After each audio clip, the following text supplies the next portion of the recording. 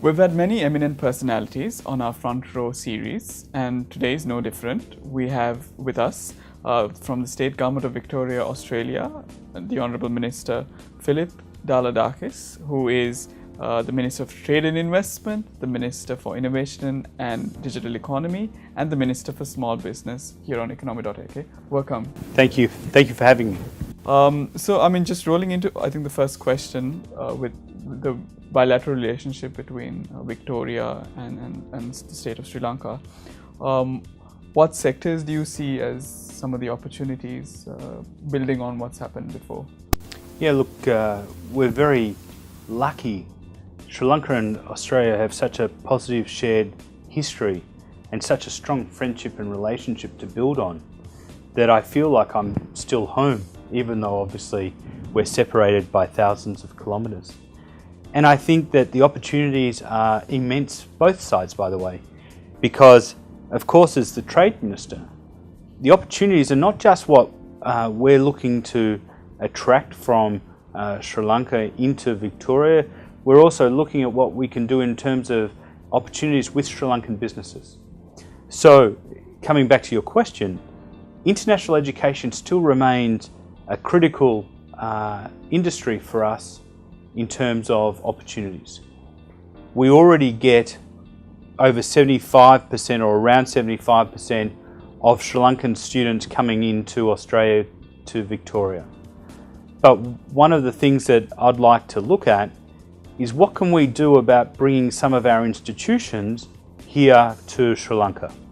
Most importantly, I'm thinking of the skills and training sector in our vocational education training skills area, because one of the things that I've seen a lot of construction within the hotel industry, and of course to be able to service that you need to have people that are trained.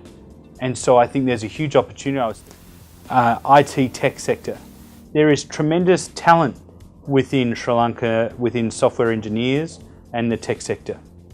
I would like to see more Australian companies look to Sri Lanka as to how we can work off that talent. I just met with a group of your top tech businesses here moments ago. And one of the things that I said to them is that obviously we would love to have some of those software engineers come and live in Victoria, but I don't want to do it if it's at the expense of your ecosystem, your economy here at home. That doesn't work for you, and if it doesn't work for you, a friend shouldn't be looking for that to work for us. I think that's very important. So that's an opportunity for us. Obviously, with direct flights now between Colombo and Melbourne, and I look very forward to flying home on that direct flight with Sri Lankan Airlines. I think it's important for me to invest in that relationship because Sri Lankan Airlines took a gamble to invest in that route, and it's paid off. It's working at a very high yield and a very high load for them. So I think tourism is another area as well, but agricultural products both ways, because companies like Sri Lankan Airlines want to be able to have freight that helps us as well. So I think there, tourism, hospitality, international education and the tech sector, and of course then at the back end of that tourism, that freight piece between Victoria and Sri Lanka as well. So largely building on, I think, on education and setting up, I guess, more investments here. What do you see particularly for this sector moving forward? Well, absolutely. Within the hospitality tourism management sector, I think there's huge growth. We already have one of our preeminent vet training organisations, William Anglis, here in Sri Lanka already. I think there's scope for them to expand what they do here. And you know, if Victoria can be a part of supporting that expansion, then obviously we'd love to do that. Again, I think that the 2 days that I've been here, I've been immensely impressed by what I've seen.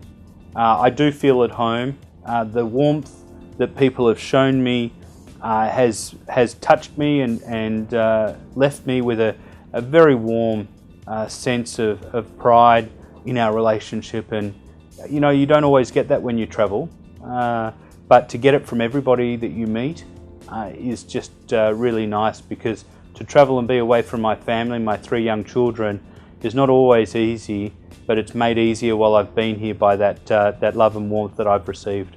That's great to hear, and I think we're generally known for our warmth. You're also the Minister for Innovation and Digital Economy, and right now the government's in the process of rolling out an innovation and entrepreneurship strategy. Focuses on SMEs, focuses on more export-oriented manufacturing, and also in improving research and development technologies, how to harness some of the existing institutions, how to make the private sector, to be more private sector friendly and sort of meet the needs of it. So those are broadly the strategy. As the minister and from some of the initiatives you've done, what are some of the learnings that Sri Lanka can take forward, and where would you see some of the key successes if the government was to pursue such a strategy? Yeah, so in some respects we've been very lucky. Lucky because we have some natural advantages in Victoria over the rest of the country.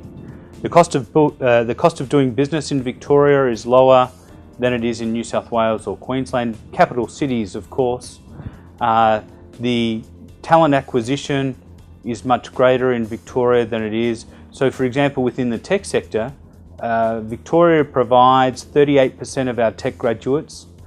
New South Wales is at 27% and Queensland down at 17%.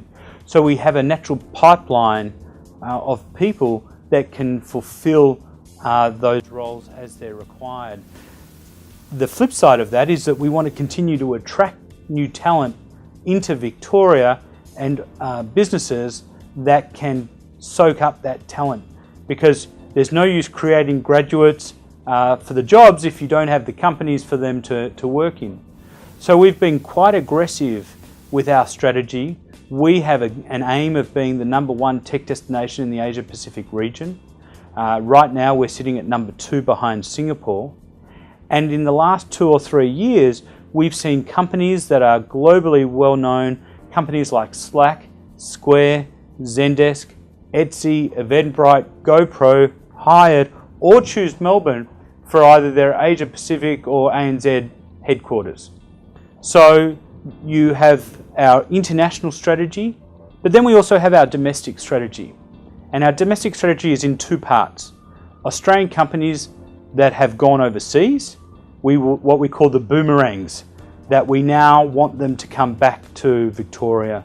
Those companies that now see the talent is there, the liquidity in the market is there, which means for them it's the right time. And we've seen that with Culture Amp, we've seen that with Live Tiles, we've seen that with 99designs.com, companies that are literally at the peak of their business in America and looking to return into Australia at the same time.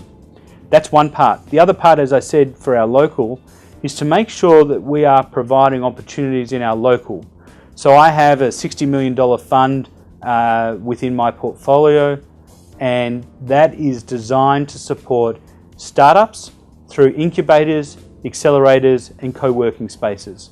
And so what we've done is, or what I like to say that we're doing, is we're not trying to bake a new pie, we're trying to make that pie bigger. So what happens, of course, and I come from the private sector before I entered public life, I love competition. And so if we have different accelerator programs, if we have different co-working spaces all competing with each other to provide a new offering for our startups and our tech community, then I think that that's one of the best things that government can do, and then let the market compete with each other to fill the void that's required. Right. So I think we've had a very brief but enriching conversation highlighting what you can build on, the educational aspect between the state government of Victoria and Sri Lanka, some of the sectors that might grow with more initiatives being done, and some of the strategies in terms of innovation and the digital economy, how Australia or state of Victoria is looking to build on it and attract more businesses and make it a center which I think Sri Lanka could also try to emulate and try to get more business and in the end more workforce and things like that. So thank you, Minister, for being on the show with us. Thank you for having me. I look forward to coming back. I hope that you have me back as well. Yes, indeed. So stay tuned on Economy.lk in this Front Row series for similar videos like this.